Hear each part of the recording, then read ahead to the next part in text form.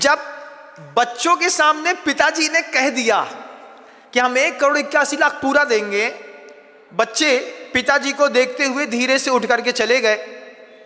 फिर मैंने उस वृद्ध से पूछा कि आप 1,81,00,000 का भाव रख रहे हैं और आपके चारों लड़के मिलकर के 5,55,000 का, ऐसा क्यों? बोले महाराज मुझे पता है मेरे पास कितनी संपत्ति है, संपत्ति का मालिक मैं हूं। अगर मैंने अपने घर से बुद्धिपूर्वक पैसा नहीं निकाला तो मेरे पूरे के पूरे परिवार बर्बाद हो जाएगा। हमारे परिवार में झगड़े चलेंगे, नाती का अलग झगड़ा चलेगा, पुत्रों में अलग झगड़ा चलेगा। इस झगड़े फसाद की जड़ बन गया है हमारे घर का पैसा। मैंने पुत्रों को बोल दिया कि 1,81,00,000 दान दे दिया हूं। अब चारों के चारों सोच रहे हैं पैसा कहां से आएगा। मुझे तो पता है कि मेरी प्रॉपर्टी है, मैं बेच करके दे दूंगा। उसी प्रॉपर्टी पर ये पुत्र एक दूसरे का मर्डर कर देंगे। दान दे दूंगा तो हमारे पुत्रों का जीवन भी बच जाएगा और मेरा धर्म ध्यान भी हो जाएगा। ये बात पिता ने कही। हमने एक दिन बाद फिर उन पुत्रों को बुला करके कहा, आप बताइए कि पैसा कैसे चुकाएंगे। तब चारों पुत्र कहते हैं, पिताजी की कोई भी प्रॉपर्टी नहीं बिकेगी महाराज श्री। पिताजी का दृढ़ निश्चय है, वे मालिक हैं। हम चारों में से 2 की फैक्ट्रियां हैं, हम दोनों अपनी फैक्ट्रियों से अगले 5 सालों में पूरी की पूरी राशि चुका देंगे। आपके सामने संकल्प। जब आप अपने परिवार की उम्मीद से ज्यादा दान देते हैं, इससे आपके पाप का संतुलन बैठता है, आपके परिवार की पाप करने की सामर्थ्य कम होती है। और अगर आप छुपा करके यहां से जाते हैं, हमारी हैसियत थी लाखों के दान करने की और हमने सैकड़ों में दान करके निकल गए। आपने अपनी योग्यता को बढ़ा तो लिया, लेकिन चेतना के स्तर की परिभाषा को समझ नहीं पाए। अब वही पैसा जो किसी मंदिर में लग सकता था, अब किसी जब शराब खाने में घुसेगा, जुए खाने में घुसेगा, रेड लाइट एरिया में घुसेगा, बैंकॉक में, पटाया में, मनाली में, कुल्लू में, रेस्टोरेंट में, इन सब जगहों में घुसेगा, तब तो आपको सुकून है। किस बात का सुकून है? अरे महाराज बच्चे हैं घर में तो ऐसा थोड़ा बहुत हो जाता है। शादी 1 करोड़ की हो सकती है, लेकिन कभी ये संकल्प नहीं किया कि जितने की अपनी लड़की की शादी करूंगा उसका 10% मंदिर जी में दान जरूर करूंगा।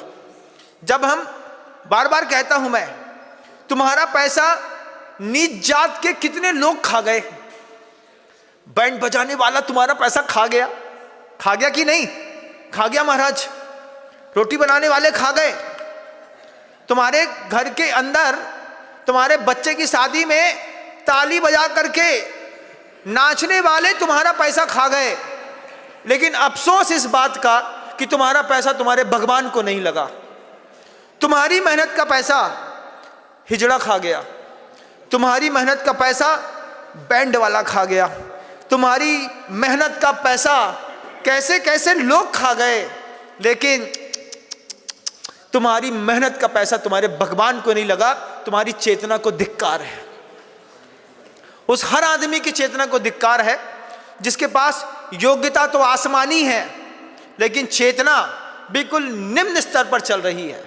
बच्चे हैं, सीए करके बैठे हैं, दान के ऊपर विश्वास नहीं है महाराज। बहुत अच्छा, तुम्हारा दान के ऊपर विश्वास नहीं है, पैसा कमाने के ऊपर तो विश्वास है ना। पैसा बहुत जबरदस्त कमाएंगे, कमाने के बाद क्या करेंगे?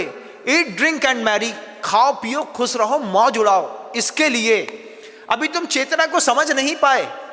ये अलग दुनिया है मुनि सुब्रत नाथ भगवान के दरबार की। यहां पर अच्छों का धन लगता है। आप भी अगर अपना धन लगाएंगे तो सौभाग्यशाली माने जाएंगे, नहीं तो तुम्हारा पैसा ये खा रहे, पता नहीं कौन कौन खा रहा। अपने आप से बोलना, महाराज हमारे घर का पैसा सबके घर में गया लेकिन प्रभु के घर में ना गया। इस बात का हमेशा अफसोस है। शब्दों को विराम दूंगा, मेरी हमेशा से आदत रही है, टाइम पंचुअल हूँ, समय से चलता हूँ, इसलिए अपनी वाणी को बीच में विराम दे रहा हूँ। जाते जाते एक सुंदर संकेत और देना चाहता हूँ। कल पता नहीं हमको भी प्रभु के दर्शन हुए या ना हुए, लेकिन मंच के माध्यम से कहना चाहता हूँ, दुनिया अपनी खुशी के लिए प्लास्टिक बना चुकी है, लेकिन अब इससे निपट नहीं पा रही है। आज देश को उस संदेश की सबसे बड़ी आवश्यकता है कि आप अपने घर को प्लास्टिक मुक्त करिए। साधु संतों से भी कहूंगा कि सामग्रियां ऐसी उपयोग करिए जिसमें कहीं पर भी प्लास्टिक ना हो। मैं खुद इसकी शुरुआत करने जा रहा हूं। अभी तक मैं प्लास्टिक के पेन से लिखता था, अब मैं सोच रहा हूं कि लिखूंगा अभी तो पेन जो होगा वो लकड़ी का होगा, क्योंकि प्लास्टिक ने पूरी दुनिया बर्बाद कर दी। एक भी प्लास्टिक एक बार पैदा होता है, उससे धरती खराब होती है, पानी खराब होता है। माइक्रो प्लास्टिक से आपके लंग्स खराब होते हैं। पानी खराब होने के कारण आप जो बोतलों का पानी पीते होंगे उसका भी माइक्रो प्लास्टिक पानी से गुजर करके पेट में जाता है। कोलाइटिस होता है, आंतों का कैंसर होता है, हार्ट की बीमारियां होती हैं। एक प्लास्टिक मुक्त भारत बनाने की कवायद में आप सबसे पहले अपने घर को प्लास्टिक मुक्त करने का शुरुआत प्रकल्प करिएगा। मैं चाहता हूं दुनिया में कहीं भी जाएं, अपने साथ कपड़े का झोला और थैलियां लेकर के जाएं। पहले के ज़माने में आदमी जाता था, थोक में सामान लेकर के आता था, घर से 4 झोले लेके जाता था। आज कुछ लेकर के नहीं जाता, वहीं से कैरी बैग्स मिलते हैं, वहीं से लेकर के आते हैं। जब तक आप प्लास्टिक का बार बार उपयोग करके उसको नष्ट नहीं करेंगे, जब तक आप प्लास्टिक मुक्त अपना घर नहीं बनाएंगे, अपना बेडरूम नहीं बनाएंगे, तब तक आप एक अच्छे धार्मिक होने का भी आप परिचय नहीं दे सकते। आज पूरे देश को, समाज को आवश्यकता है इस बात की कि हम एक प्लास्टिक मुक्त जीवन शैली की ओर अग्रसित हों। मैं शुरुआत कर रहा हूं। मैं खुद लगातार चिंतन करता हूं कि कितनी चीज़ें मेरे पास प्लास्टिक की हैं, उनसे हट करके अब मैं नेचुरल प्रोसेसिंग में कागज़ों पर आने की कोशिश कर रहा हूं, बांस पे आने की कोशिश कर रहा हूं, और धीरे धीरे मैं सब कुछ बदलने की कोशिश कर रहा हूं। आप भी बदलने की कोशिश करिएगा। आपके घर के अंदर प्लास्टिक का मग्गा का सब्स्टिट्यूट क्या है? प्लास्टिक की बाल्टी का सब्स्टिट्यूट अगर आपके कमरे में स्टील की बाल्टी हो सकती है, एल्युमिनियम हो सकती है, तो आप एल्युमिनियम स्टील से प्लास्टिक को हटाएंगे। आपके घर के अंदर मिक्सी के दूसरे जो कंटेंट हैं वे अगर प्लास्टिक के हैं तो आप उसको आयरन का लेकर के आएँ, एल्युमिनियम का, हैंडोलियम का लेकर के आएंगे। मैं समझता हूँ हम देश को और कुछ दिनों तक जिंदा रहने के लिए बचा पाएंगे। अब मैं शब्दों का विराम देता हूँ। गुरुदेव श्री विद्यासागर जी महाराज की जय।